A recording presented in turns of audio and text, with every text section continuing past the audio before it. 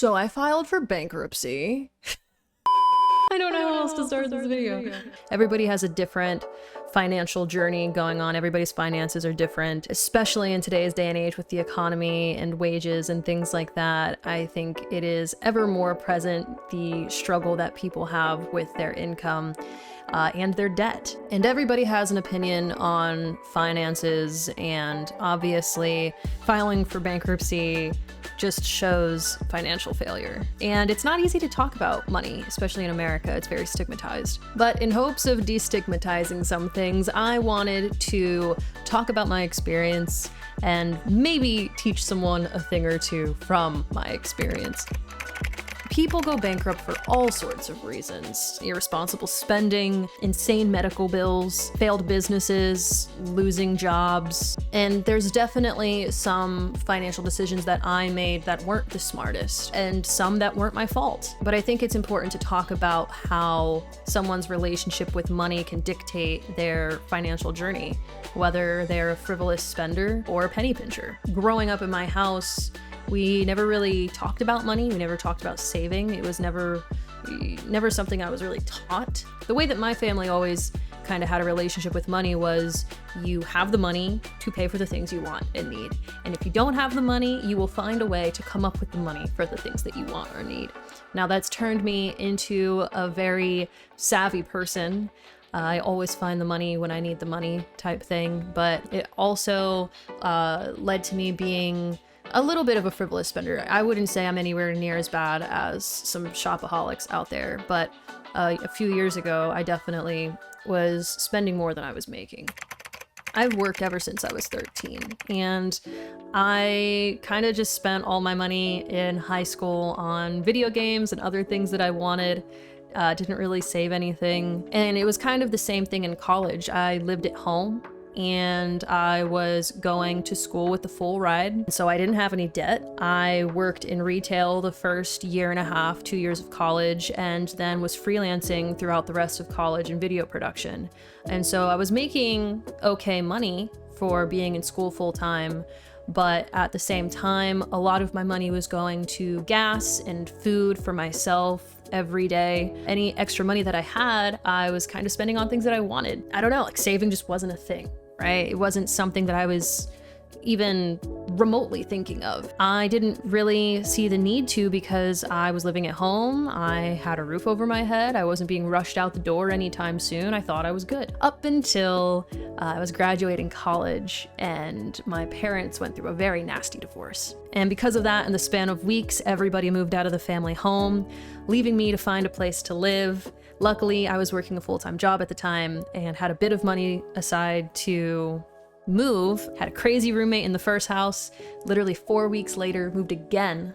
So money was really tight for a while for me. At this time, I believe I had 2 credit cards, and it was maybe $1,500 in debt. And I used those for miscellaneous things, whether it was food or gas or just something here or there that I was like, ooh, I want that type thing. And I was like, oh, I'm good. I only have 2 credit cards. I don't have any other debt. Like, this is fine.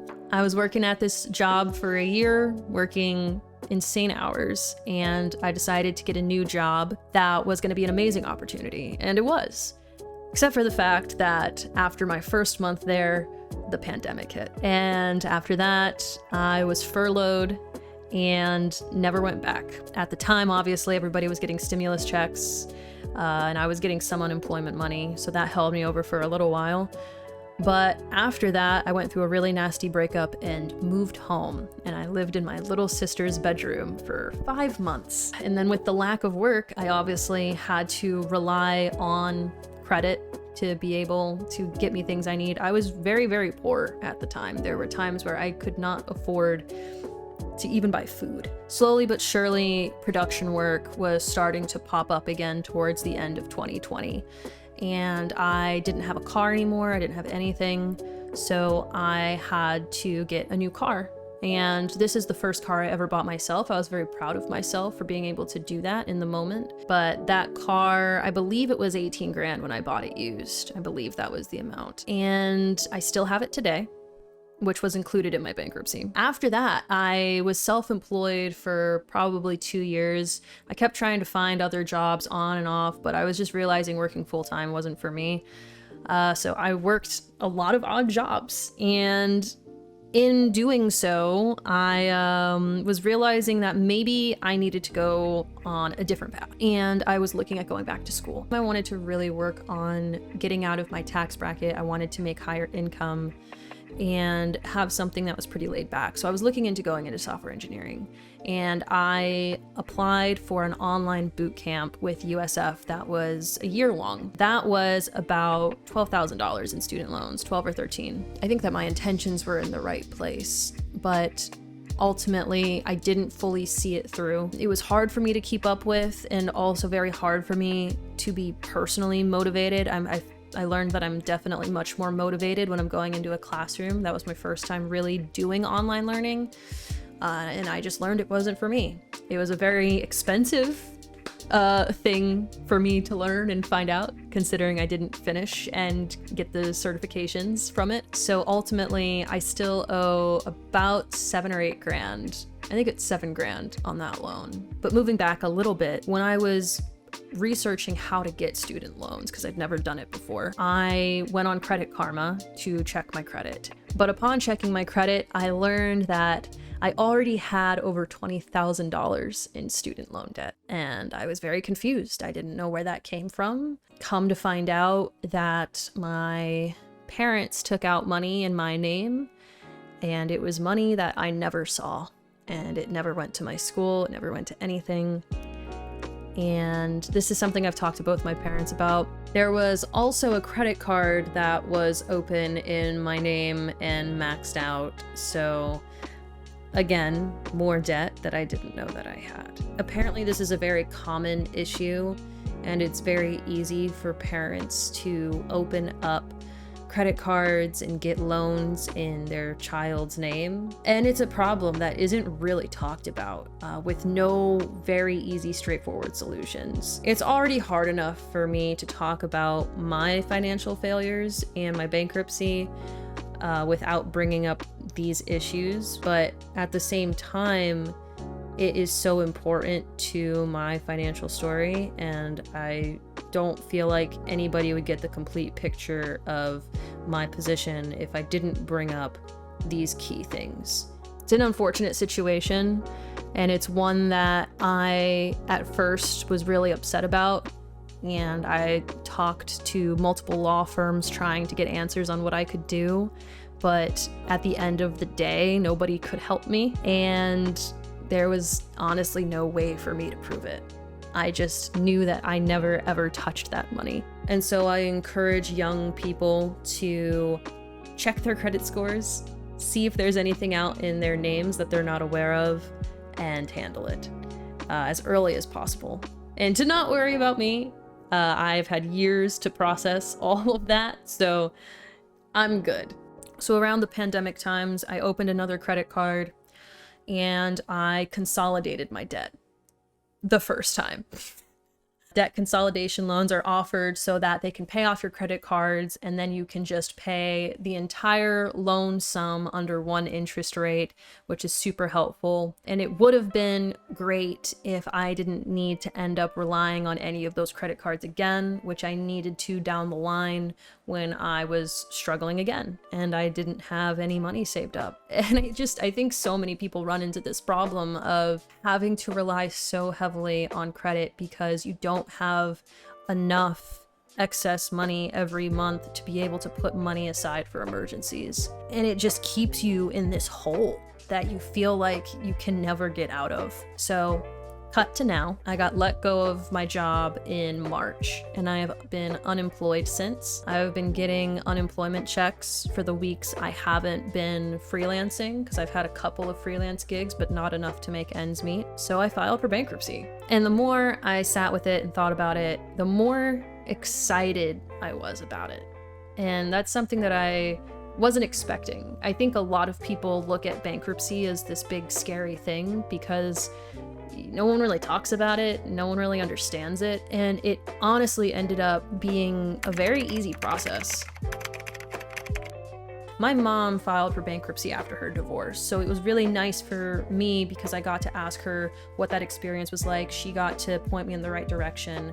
And I called the number. They asked me a bunch of questions about my finances, and I qualified for Chapter 7 bankruptcy, which is just different because I don't have a lot of assets. It's just me and a couple of my belongings. Like, I don't own houses. I don't really, like, I wasn't a family of 4. A lot of you are probably wondering what the cost of a bankruptcy is. Now, I can't speak for every attorney or for everybody's financial situation, but for me, these were the costs associated with the bankruptcy. I had a filing fee for the paperwork. I had 2 separate course fees because I had to take a pre-bankruptcy course and then a post-bankruptcy course. And then there is the attorney fee. And I was able to make it so that I could pay a monthly fee for the next 12 months. So the attorney fee was $2,400 and I pay $200 a month for that attorney fee until it is paid off. And I just recently had my court call for my bankruptcy, and they said that the case should be completely closed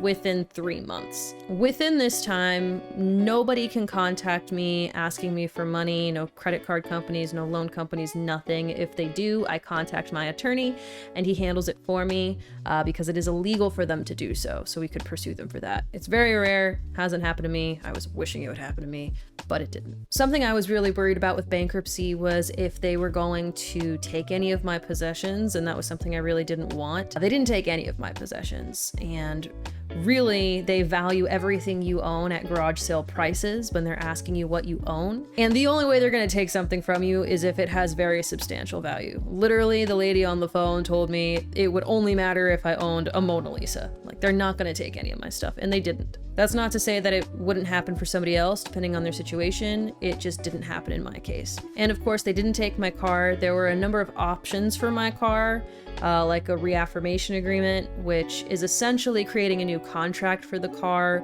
with the remaining balance of the loan, but then I am responsible for that balance, and I opted not to sign the reaffirmation agreement so that I could continue using the car, making payments, but surrender the car if I ever don't want it anymore. And that way I actually don't owe the balance.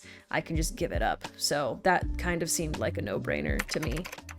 I was paying $700 or $800 every month just towards debt. And I'll put the numbers up on the screen right here. So to be transparent, this is all the money that I had in debt. And then the monthly amount that I was paying towards that debt.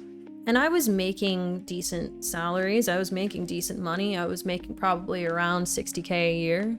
When your debt is that much per month, I barely had any leftover money. I was always paycheck to paycheck. It just makes it really, really hard to even make a dent. And I tried, man. When I tell you I tried really hard. I tried to consolidate my debt twice, and each time there was always something else around the corner that just knocked me back on my ass again. And just to put it into perspective, because I want to be completely transparent about everything, these are my living expenses. Rent was a killer for me this year. And I do live with a roommate, so nobody come for me. I pay for my half. That is half of our rent. And just to also give you some clarification as to why the rent is so high, I live in Florida, and people have been moving here like crazy every single day for the past like fucking 5 years. So rent and housing has just gone through the roof, and it's like this quite literally everywhere here.